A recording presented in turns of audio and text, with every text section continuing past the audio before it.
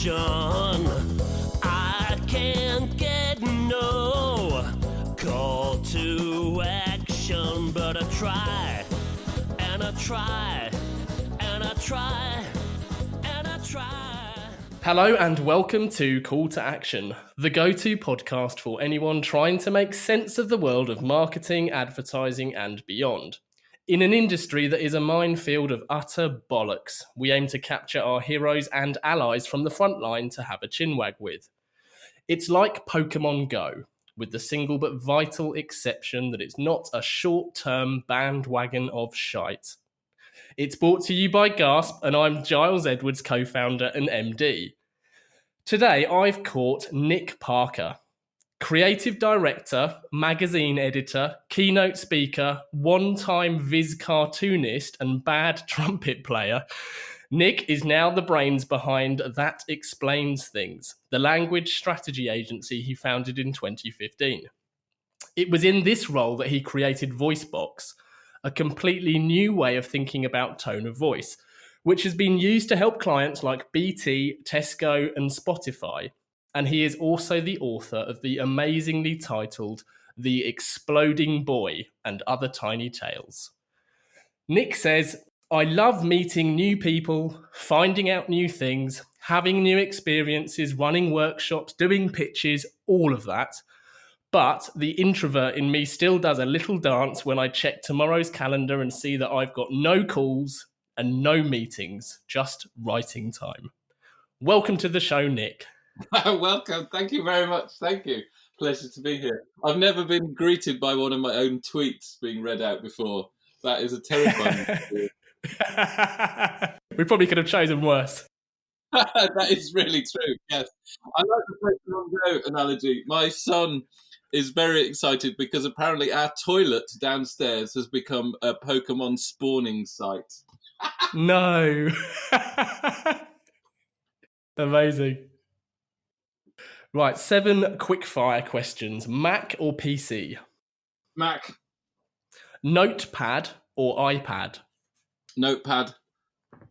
Fact or fiction? Oh, both. Trumpet or piano? It's piano. It's much better. I'm kept very far away from trumpet. Uni or ciggy? Neither. They're horrible words. University cigarette is the correct pronunciation. Right. Picasso or Hokusai? Oh, God. That is an impossible choice. I'll have to go both again. And lastly, Firestarter or Storyteller? Oh, interesting. Oh, Storyteller. Storyteller. Good stuff. We sailed through those, Nick. What was your first job, Nick? And then what was your first writing job? Oh, interesting. My first job, I'm just trying to think. There was sort of paper rounds and that sort of thing.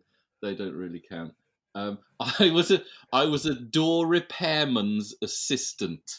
Oh my God, I haven't thought about this in a long time. So I somehow got a holiday job that involved being a door repairman's assistant. That doesn't add much more, does it?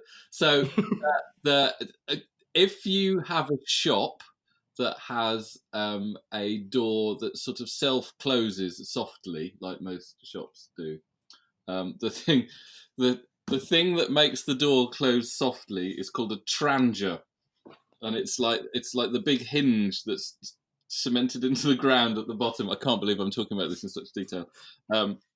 And it's like a hydraulic thing in it. It's got oil in it, and that's what makes it close slowly. But the oil needs regular topping up.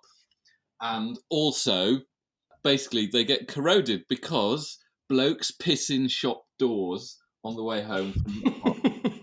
And this knackers the workings. So there is an entire industry, or at least there used to be, of people who have to go around, chisel off the crystallised piss, and top up the oil. And I was the assistant for the man who used to chisel off the piss and top up the oil. Did they mention that in the job description on the ad? I don't seem to remember it saying that. Obviously, if you did this job, the holy grail was to graduate onto electric doors.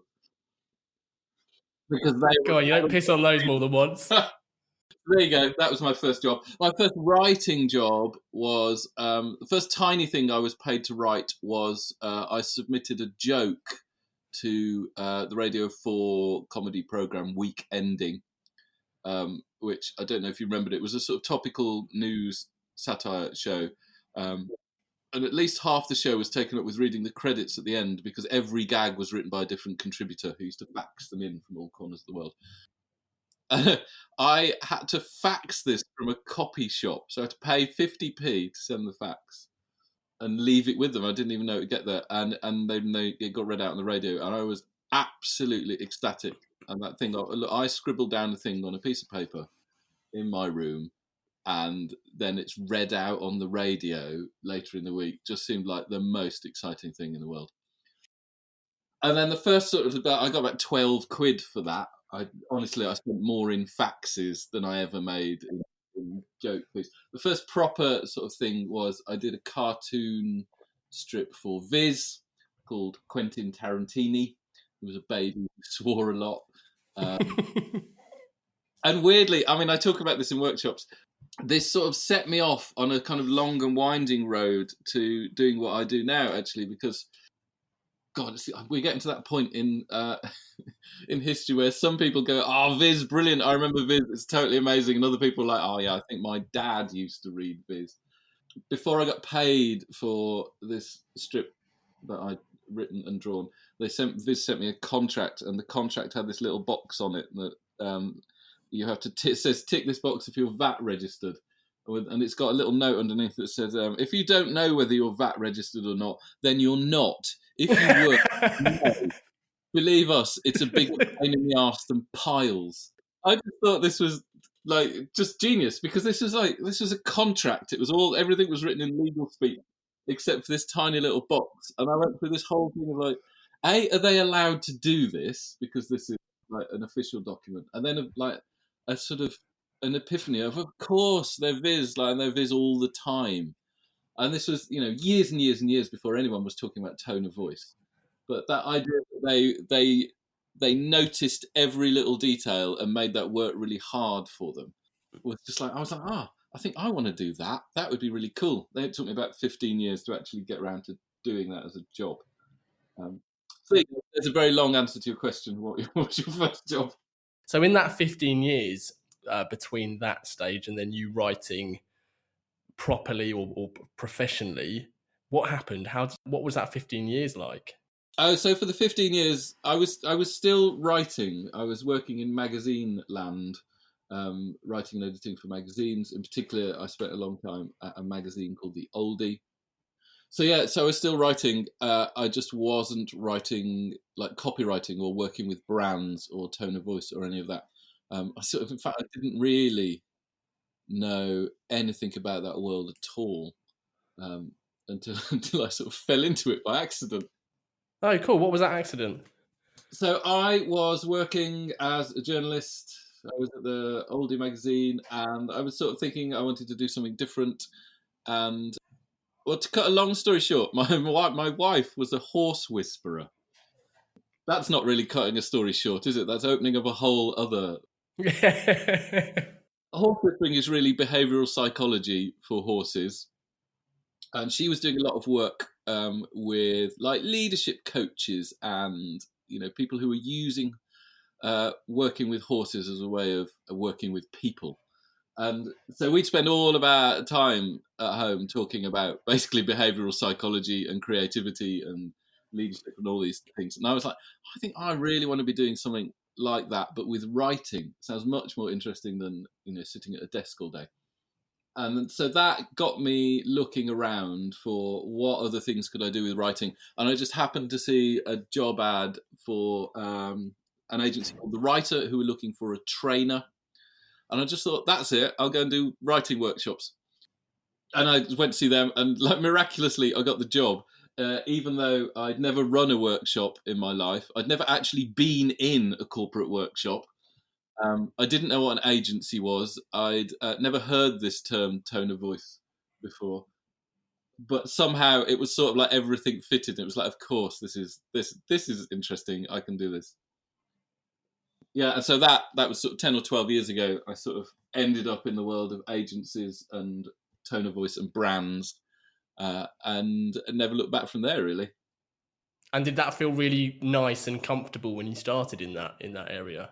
It did, actually, because although it took me a long time to realise this, I love writing, but I also really I like the world of business. I like the problem solving nature of what we do, of businesses are stuck or something isn't working properly, and with words you can help.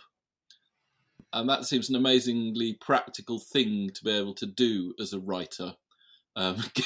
Given that I'm completely impractical in lots of areas of my life, that helping people be able to think more clearly or to articulate something they can't put their finger on, or to expose like a flaw in a strategy, or get people to engage with an idea that previously they didn't think was anything to do with them, just through writing. Amazing, what a great thing to do. And especially, I mean, I don't know if you find this, being an agency, it's like constant speed dating.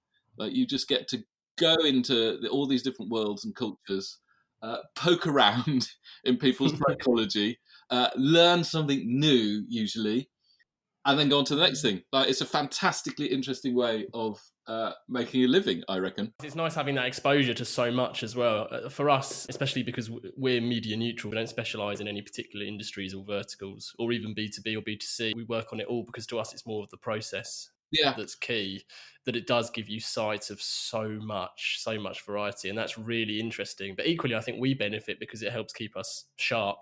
Definitely. I mean, I was so naive about the agency world when I started. It came as a real shock to me to find that people specialize in like really specialist niches. Like, we specialize in internal comms for medical technology. You're like, what? Like, I'd just be bored out of my mind. Yeah, it's a strange hat to wear, that one. Yeah, and yet lots of people do it, and I can see the advantage of it. It's just there's lots more advantages from being, a real generalist and just sort of grazing around. Yeah, totally, absolutely. So, do you consider yourself a generalist then? And as a second part of that question, then you also consider yourself a writer over a copywriter? Yes, I do. I think it's interesting, that question. I'm a writer. If it's helpful for people to think of some of the stuff I do as copywriting, that's absolutely fine. But a lot of it isn't. And there are also other things in my life that I write that aren't for business or for brands, and they're all interconnected in some way. So it's just much easier to be a writer. Well, I read somewhere that you consider your book of short stories that we mentioned on the intro, The Exploding Boy and Other Tiny Tales, as one of the best things you've ever written. Yeah, it's probably for other people to say whether it's one of the best things I've ever written. It's certainly one of the things that I am most proud of. Just because, well, it's a different sort of thing. It's expressing. So the interesting thing, I think, about fiction writing, certainly for me, is the work I do with clients is almost always focused on clarity, like of expressing something so that everybody gets it, or so that readers don't have to work unnecessarily hard. Or even if you're writing something quite emotive or storytelling, you're always sort of delivering a message that is clear in the heads of the people who want to make it. Fiction is very different for me. Like, I still look back at The Exploding Boy. Each of those stories, which they're only a couple of pages long, most of them started as ideas for novels. I was like, right, this is it. This will be a really long one. By the time I'd taken out the bits that I thought were boring, left out the bits that I couldn't do, like character and dialogue and plot, what you're left with is about 2,000 words. And I still don't really know what some of them are about. And some of them use language in ways that are not clear, and are much more sort of abstract and poetic. And so I just really it's a completely different mode for me. you spend all your time working with clients, telling people to use shorter words or shorter sentences, say their main thing first, and all of that great stuff. But there's something about fiction where it's like, well, there are no rules. You can do completely the opposite. You're just creating a different sort of effect. Yeah, I can see how that would be really refreshing for a writer, especially because, as you say, you're taught to, or you're instructed to write so succinctly for the right reasons. To be effective, you need to be understood. So why add any friction with unnecessary words? But some of the greatest novels are full of verbal garnish. My wife's reading Lord of the Rings at the moment. It's just something she's always wanted to do. And it's pages and pages of adjectives and descriptions and this wonderful, beautiful language. But clearly that's not what you'd end up with in most corporate comms. Yeah, no, that's right. I mean, if William Faulkner had sent "As I Lay Dying" to a client, it, it would have come back with a lot of track changes. Yeah. Yeah. I also understand, Nick, that you're writing a book about anxiety at the moment aimed at young children. Is that right? Can you tell us more about that? Sort of. So I think you might have picked that up from Catherine Wildman's blog. I said that very enthusiastically when she interviewed me about 9 months ago, and since then it's slowed down considerably.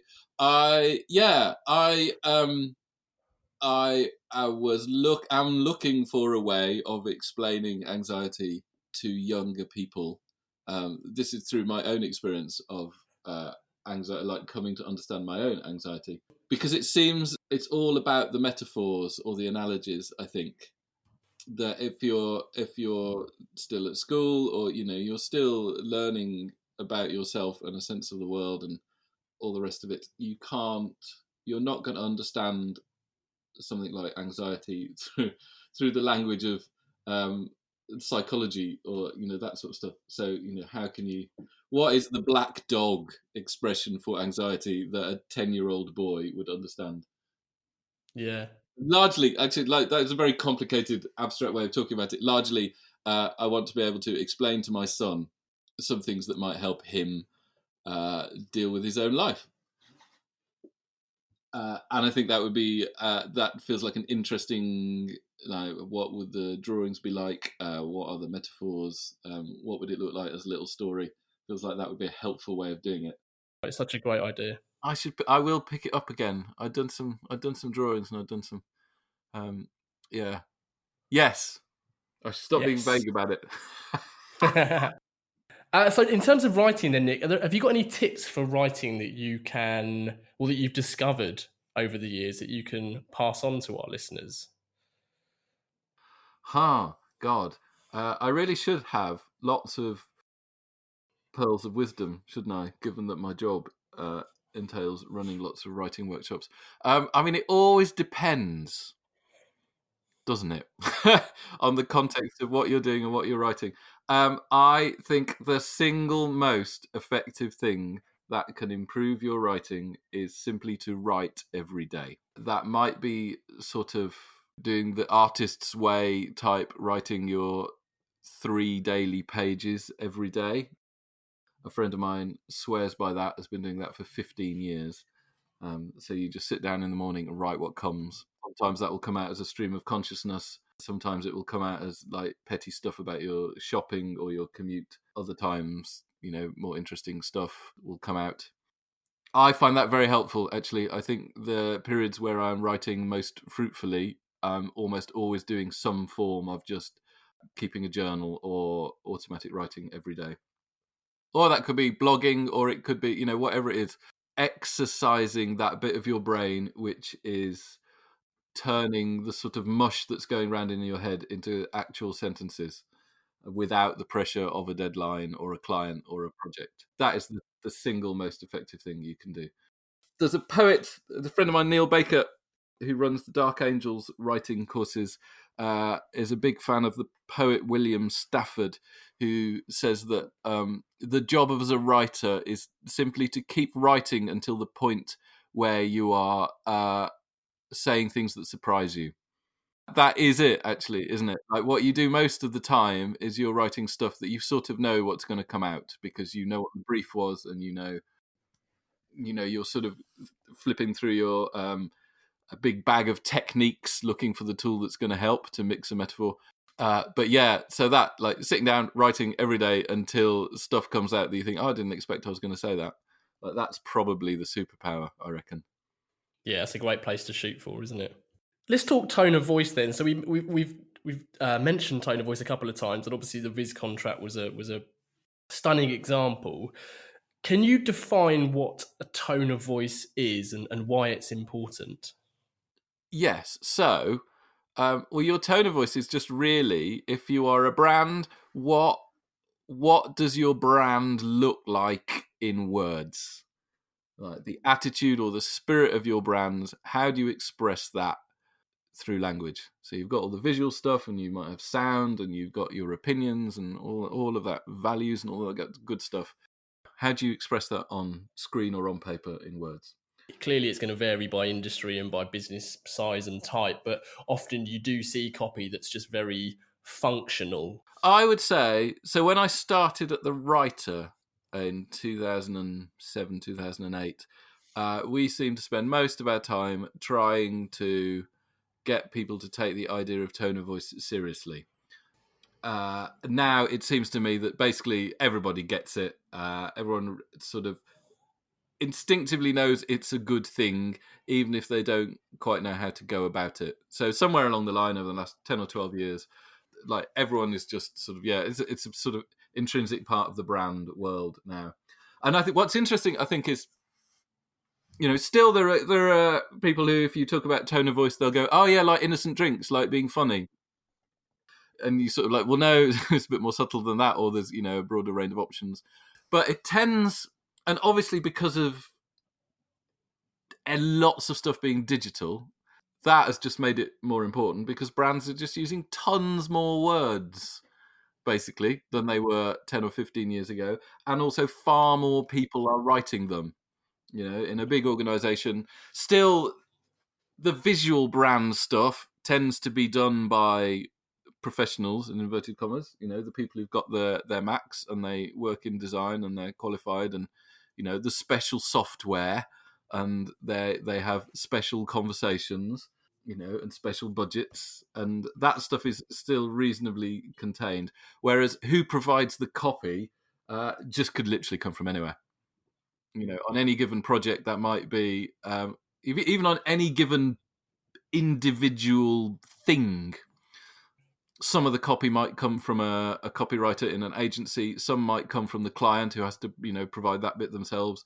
Another bit might be coming from the lawyers, who've had to, have their say. So everybody does the words. And so that idea of getting consistency and just agreeing on a common set of principles is much more important when it comes to the words. Yeah, and are there any particular brands? I mean, you've mentioned Innocent there, but are there any other brands, perhaps less celebrated, whose tone of voice you admire? God, there's so many now. I'm trying to think, like, examples that aren't just the normal things that I would come straight to the top of my head. There is an American soap company called Duke Cannon, who are fantastic, and their whole, like, their shtick is that basically men have gone soft. They have a line about, more time in Pottery Barn than in real barns, and their voices of this sort of kindly but very disparaging Duke Cannon. Their main product is called a big ass brick of soap. They do that really nicely. I am a big fan of Lemonade, the insurance company, who have quite a quirky, sort of friendly tone of voice, but they have applied it to the nuts and bolts of an insurance contract. So the contract itself is just a really, really engaging, interesting piece of writing. I'm a massive fan of gov.uk, actually, because although, like, their voice is sort of the opposite of what most people would think of as a tone of voice, it has no personality. It deliberately has no opinion. And yet it's doing all the good things that a tone of voice is for. It is super helpful to its readers. It sets the right impression when you visit the site. And they have all the challenges. You know, they must have dozens and dozens of writers. They still have to make it super consistent. And, you know, but I think quite a few brands, they want, most people want to use their tone of voice to go, look at us, look at what we're like. It's part of being distinctive as a brand. I think what they're doing, which is almost the opposite, is like, don't notice that there is any style going on here at all. This is completely neutral. It just seems like it was really interesting. Yeah, and it seems appropriate, really, for gov.uk. Yeah, so Sarah Richards, who is the woman who headed up the team who put the website together, she was like, look, you have to start from the fact that nobody comes to the government's website to be inspired or engaged. You only ever come here because something has gone wrong or you owe the government money. So our job is to get out of the way. Yes. It's like, that's a really nice way of putting it. Yeah, and in its own way, as a writer, that's a really interesting brief. And I guess sort of to follow on to that as well, it's also, you can never quite tell for which brand's tone of voice is going to be really important, because there are some brands who are, you know, very distinctive, who you would think it would be really important to have a distinctive tone of voice, but they don't actually do much writing at all. You know, it's much more important that they are visual or use music. You know, quite a lot of fashion brands are sort of like that. Actually, they say very little, whereas other brands like, say, professional services, where with the sort of overall brand feeling, they're not that different to each other. It's all about being a safe pair of hands. But actually, what they do exists largely in writing. It exists in consultancy documents and PowerPoints. So the act of writing is very close to how they think and who they are. So there's always an interesting thing, about sort of who is it going to be really important to absolutely nail the words. You've created something called VoiceBox. Can you explain a bit more about VoiceBox to our listeners? Yes. So, okay, to explain VoiceBox, this started when I set up by myself 3 or 4 years ago, just thinking how best and simplest to explain what tone of voice is. I was really surprised when one of the things that happened when I left agency world was I suddenly found myself in this world of freelance copywriters.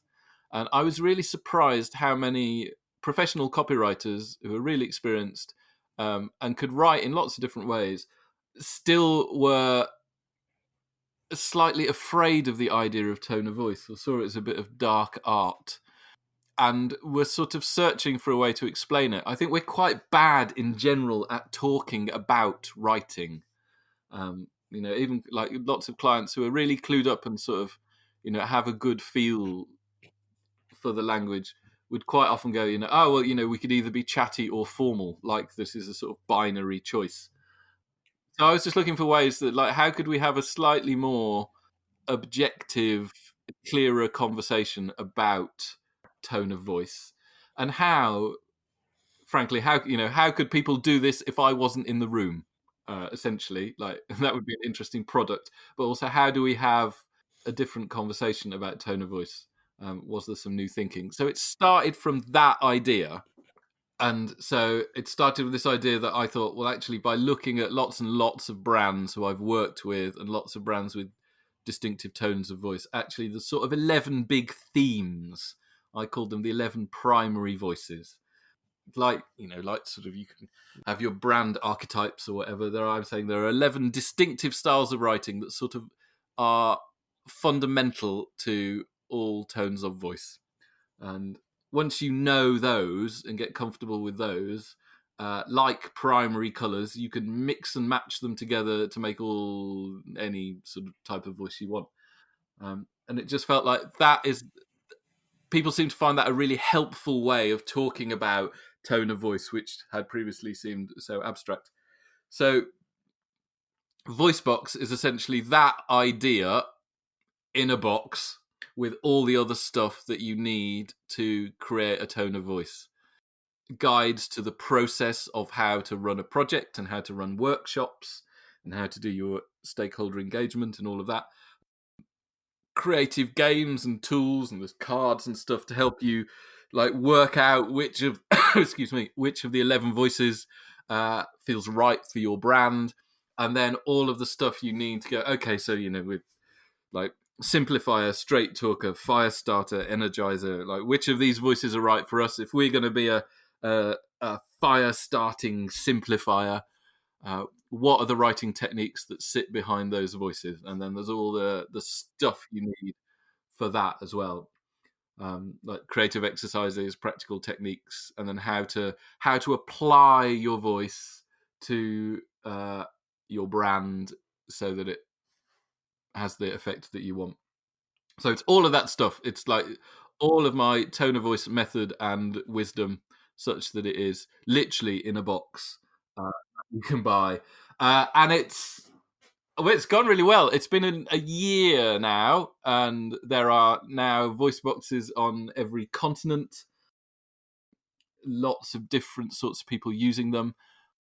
It's mainly other copywriters find it really useful for working with their clients. Agencies. It seems to be really helpful for them. I think particularly because if you're a creative agency, you might be design or brand or digital or whatever. So you're used to working with clients and helping them make creative decisions and shaping creative ideas, but you might not have a writer on the team. It's good to be able to have something that helps you talk about writing in a way that you can fit into your own process without having to have a sort of tone of voice person around all the time.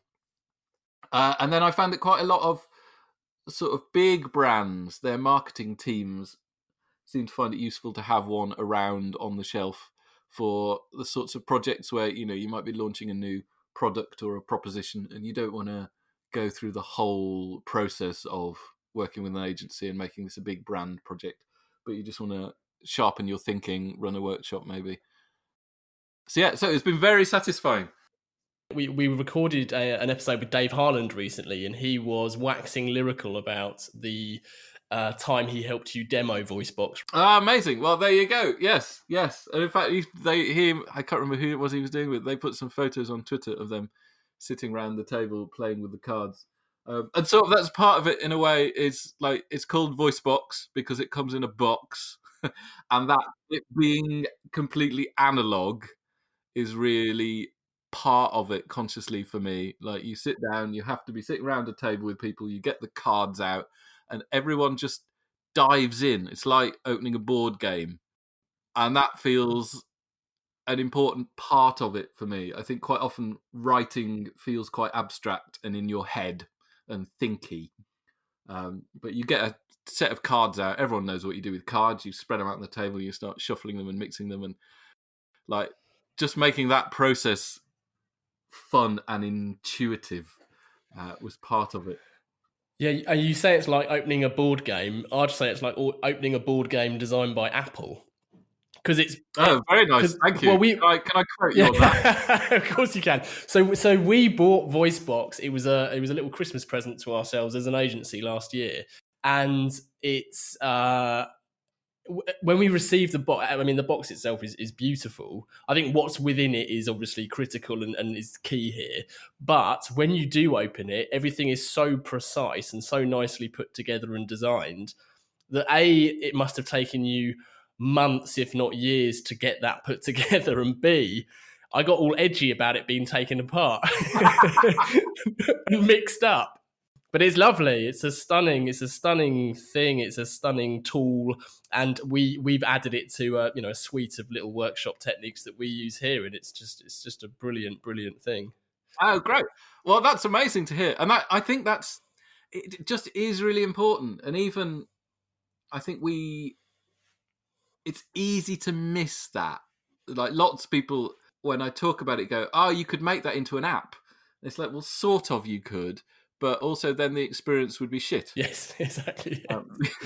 Because a project manager would just go, "All right, I'll send this round to everyone in the team, and they can do this in 5 minutes in their lunchtime."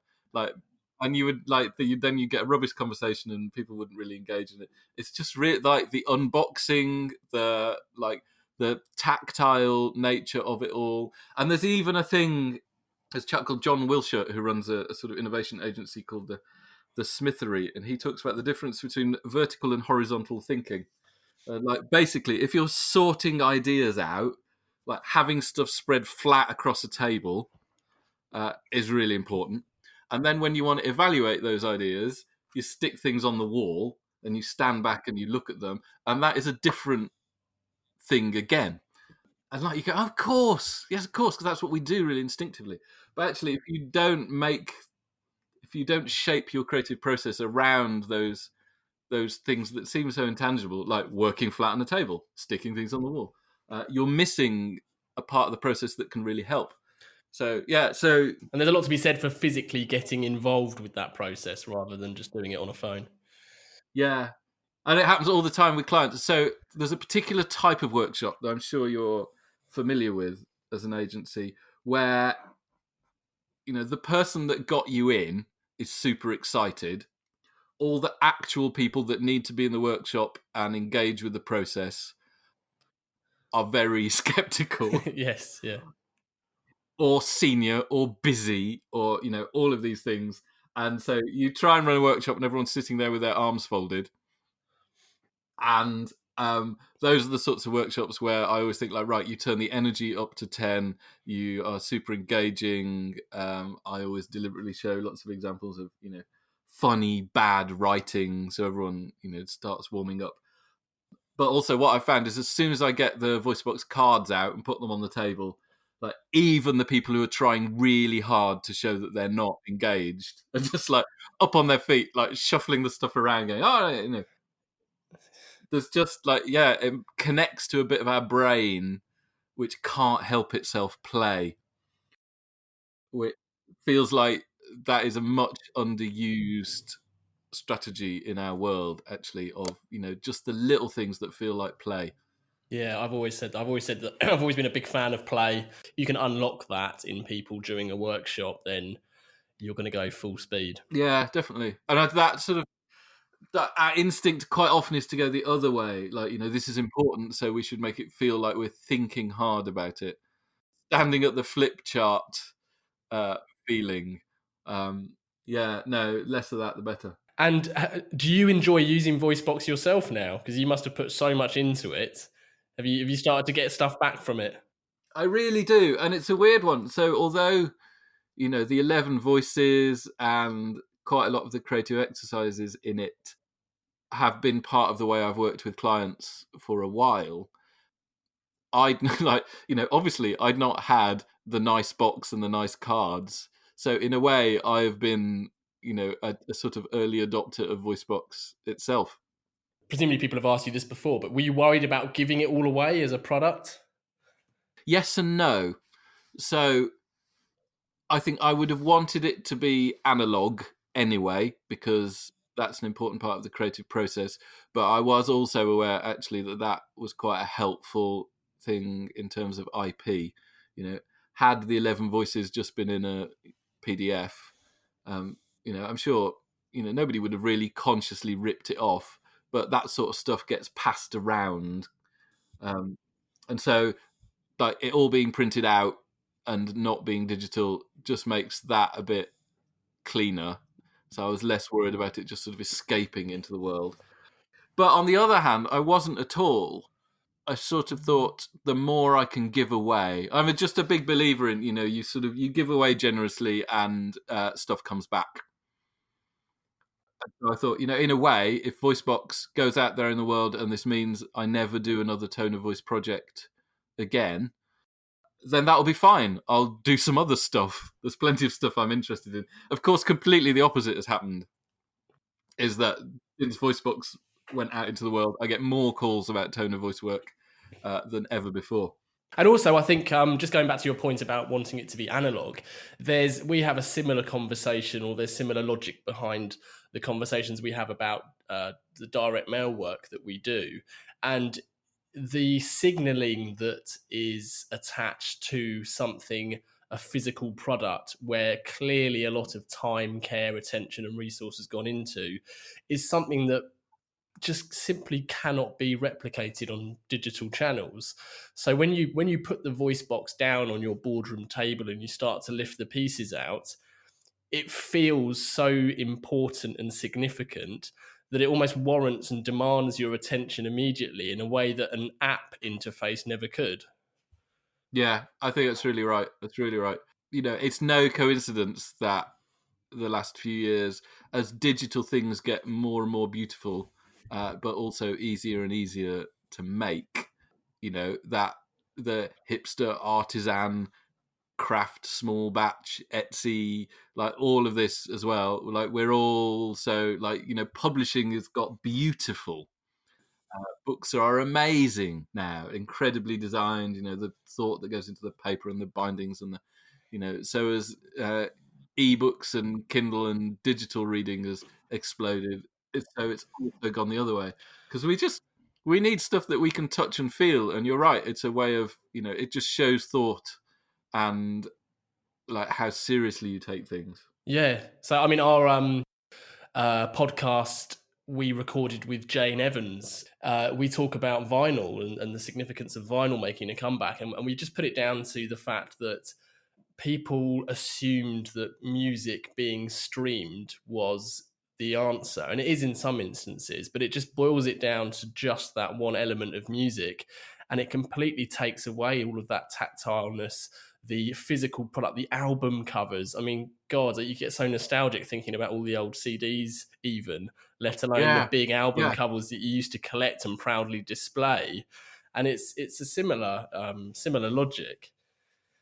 Yeah, it's completely. And that there's not just the tactile nature of it. There's the ritual that is part of the experience. You know, it takes, if you're gonna pick an album to put on, it's slow. You know, you have to pick it, take it apart, take it out the sleeve. You have to hold it in that particular way so that you don't get, you know, you grease your fingers all over it. Then you have to decide which side you have to commit, side A or side B. And then, yeah, it's not as, just because it's not as smooth, you're making all these decisions and you're committing to it in a different way. And that is exactly what's going on with something like VoiceBox. You are committing to a process that has its own rewards and joys and all the rest of it. But it's also like, oh, we're doing this thing now. I've got the box out. Yeah. Let's quickly touch on That Explains Things then. So what you currently do now, if people want to work with you, is That Explain Things, is it an agency? What exactly is it that is offered under that roof? It's an agency. It's an agency largely of me, with some other people who come and work with me and specialize in different things. And there are some other people who run VoiceBox workshops. So it's always a difficult thing, isn't it? Like, clients generally want to work specifically with me because that's been the recommendation. But also there's not enough of me to go round. So it's nice to be able to spread it out. But also I don't want to run an agency largely. I did that for a while, and it was great, but it was an awful lot of time spent on keeping the machine ticking over.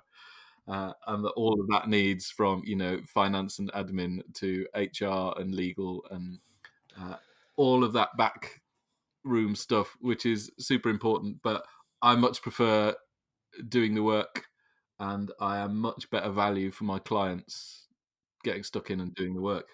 So like, basically it's trying to keep a balance where I have the minimal amount of process, but don't just get stuck with it just being me.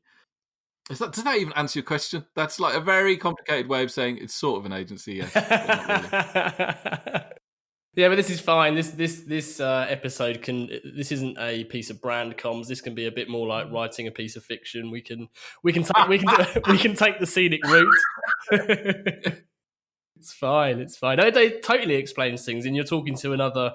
You know, I guess I'm doing what you did do, And I can totally understand your points. And you're right, there is so much to it that, perhaps until you do it, you're not necessarily aware of everything that happens in the engine room and the admin and the HR. So it makes a lot of sense. And if you can still do the good stuff and the stuff that you get excited about and supplement it with other resources, then that makes complete sense. Yeah, and I suppose, for people who are interested in like that, the sort of process of it, if I think about it, like, so I've got a virtual assistant and she's amazing and she keeps loads of things running. And then I've got, accountants and business coach and all of those people. So in the sort of 21st century diffuse network, digital remote working way, it's an agency. It just so happens that it's me doing the creative work. I don't employ those people, although we work in a sort of networked way. Yeah, that's great. Speaking of networks, then, we should probably give a quick nod to the Twitter copywriting network, because that is a booming thing, and it's a thing full of not only previous call to action guests, Vicky Ross, Glenn Fisher, Dave Harland, but just a fantastic and very unique, I would suggest, community of people. It is. It's been one of the real joys, actually, for me of leaving agency land and setting up by myself, is just sort of falling into that community without sort of knowing it was there or planning to. And I mean, it makes sense, doesn't it? Like, there is a lot of people who spend a lot of time largely by themselves in front of computers writing all day. And it's a great way of keeping in touch and sharing the pain and joys and thoughts. And, it's so like it's a big remote working connected network of people who happen to do that on Twitter. Yeah, it's fab. It's fab. Just a great way of getting support. I mean, Vicky Ross particularly has just sort of created an amazing community out of where there wasn't one before. Yeah, really good, really good. I've got a couple of listener questions, Nick. Oh. So asking the general public for their opinion, be it on Brexit or boat names, is notoriously fraught with danger. But that's not stopped us asking. So Carly has asked, do you have any words that you find yourself using more often than others? And conversely, are there any words that you would never use in any circumstances? We might have used a couple of them in the warm-up, actually. Yeah. I'm thinking words I don't use. So there's that. It's weird, isn't it? If you ask people, the word that comes up the most often is moist. Everyone seems to hate the word moist. Not. Except if you're talking about a cake, then it's totally fine. I have a weird aversion to the words, as you mentioned at the start, ciggy and uni as abbreviations for cigarette and university. And so for some reason, I always have to say those two words out in full, which is incredibly tedious because they're really long and make me sound like a right pedant. My gran always used to use the word slacks for trousers, which when I was a kid used to make me shiver. And she had this brilliant phrase, which is presumably from the days when travelling by car and coach was a bigger deal than it was in her later years. She would ask my mom, "Janet, are we travelling in slacks?" Which I just thought was a fantastic phrase and also really made me shiver. Words that I say a lot, I don't know. I reckon other people who listen to me would be able to pinpoint those. I find a word that is super useful that I wish I didn't feel so connected to is stakeholder.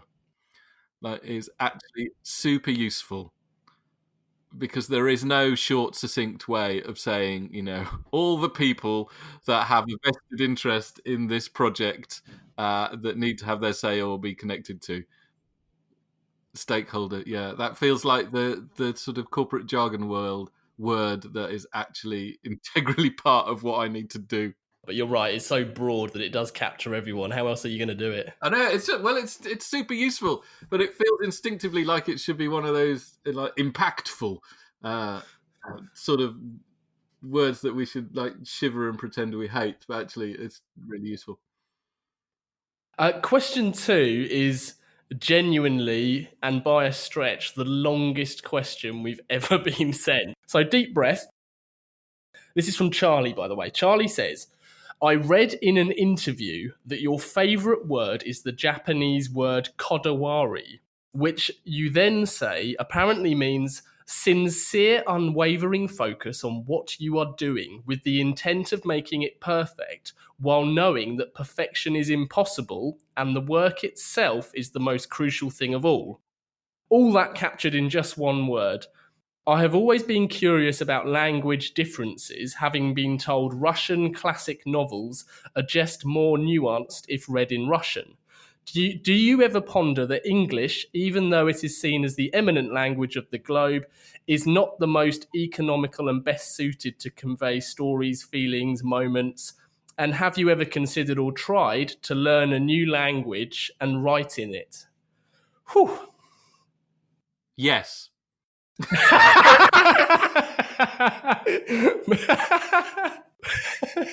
Brilliant. Yeah. I have. Thanks. Good. Moving on. Yeah. So, well, God, where do we start? Like, that is a whole podcast in there.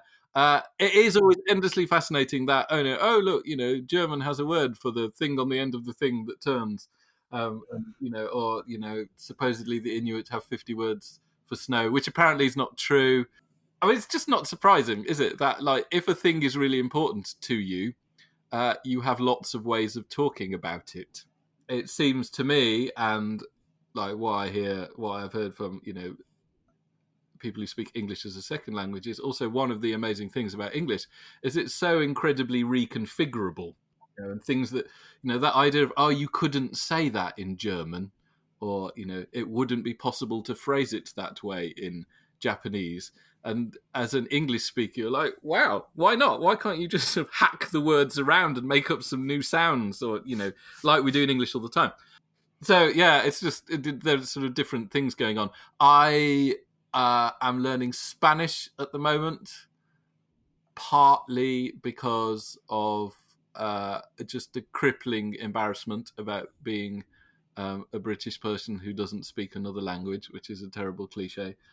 Partly in reaction to Brexit and the sort of narrowing of the cultural mind of like, well, like, what can I do positively other than just sort of rant about it? Like, let's do something that connects you to. And I did deliberately want to see, how does it change the way you think?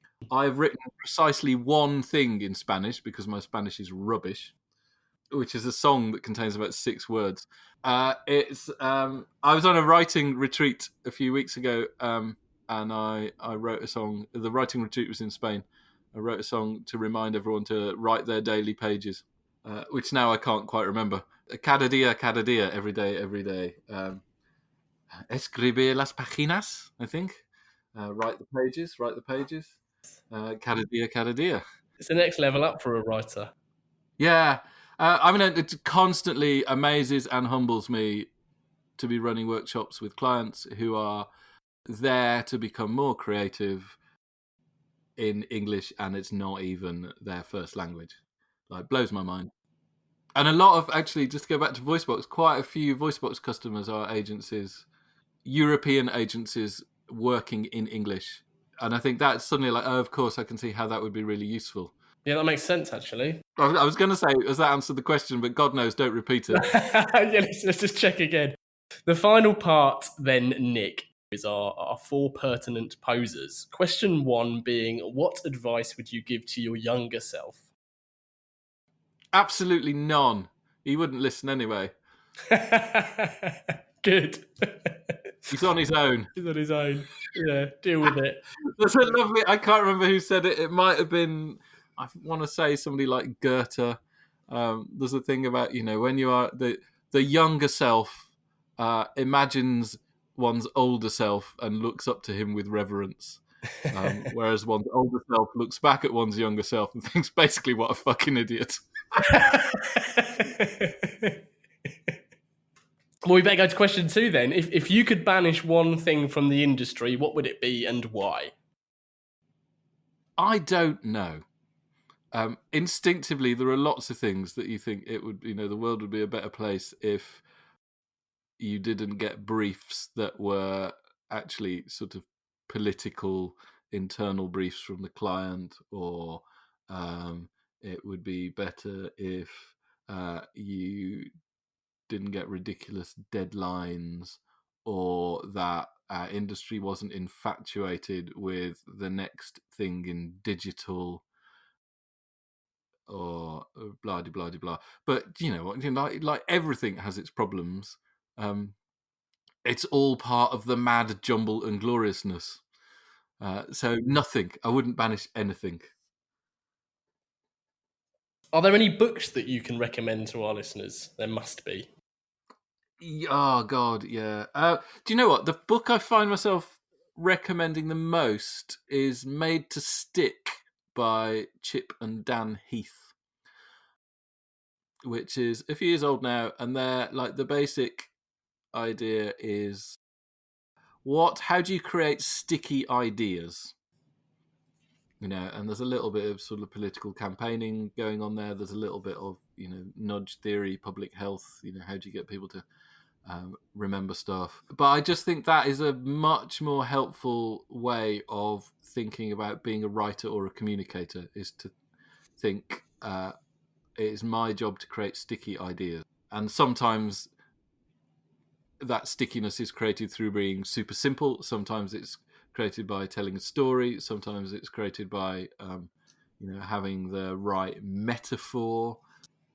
So yeah, I think I think like that's how I think about what I do. Is I'm in the job of creating sticky ideas. I'm not a writer or a storyteller or a communicator or a copywriter. So that is the one book, Made to Stick, that I think everyone should read. Rory Sutherland's new book, the name of which I've forgotten, the gold one. Alchemy feels like a really interesting moment in that, the sort of whole behavioral economics stuff that he's been interested in. There's tons of really good stuff in that. Did you have the physical book or the audio book?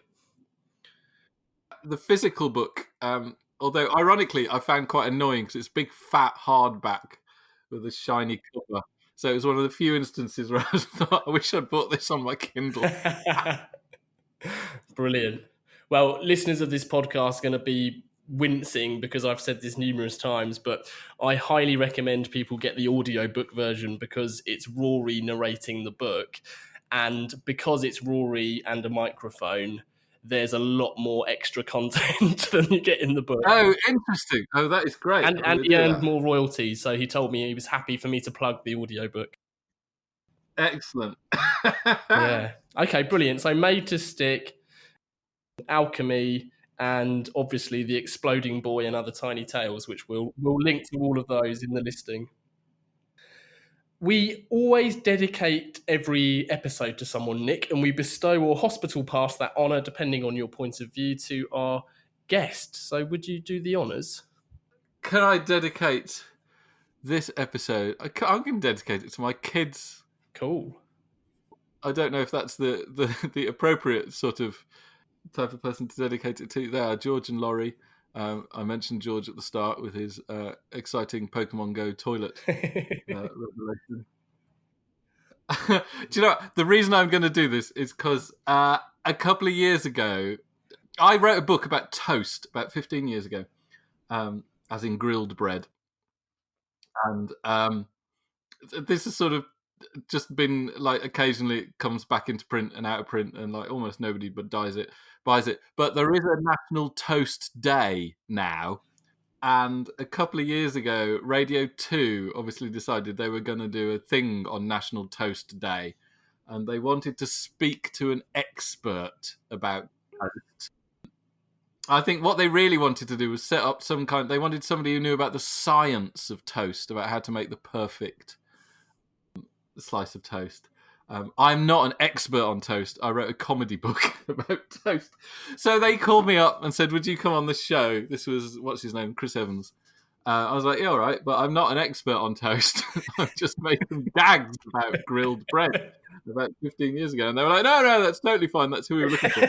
And then obviously what they really did was went away and found a professor of food science and got him on the show instead. And my kids, out of this, were enraged, and out of a sense of loyalty, they have never listened to Radio 2 ever again. Amazing. So I'm like, it's really fine. That's just how booking guests works on the radio. They're like, no, we are never listening to it. So I feel like they can now listen to this podcast as though it was the radio. Oh, fantastic. I'm very happy to dedicate this episode to George and Laurie. Excellent. Yes, thank you. As a final call to action then, everyone can head over to this episode's listing where we've shared links to everything discussed in the last hour. That includes That Explains Things, the brilliant voice box, which I highly recommend, all of the books Nick's recommended. How else can people get more Nick Parker? I think that's probably it. ThatExplainsThings.com. I'm at Nick Parker on Twitter. That's probably all the places I live. Perfect. Well, we'll share all of those. So, Nick, thank you so much for joining. It's been a real pleasure, and I've really enjoyed talking to you. Not at all. It's been great. Thanks for having me. And finally, thank you to everyone listening. If you've enjoyed this episode, please do share it and keep the questions and guest requests coming in.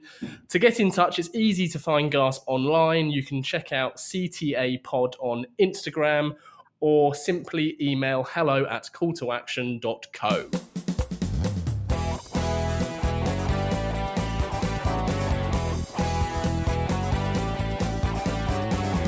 I can't get no call to action.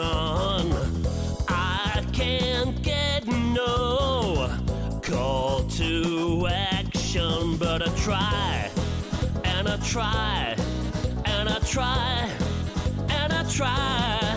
I can't get no call to action.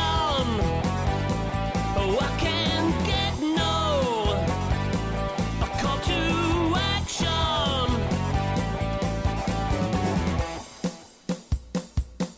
Yeah, hey, hey.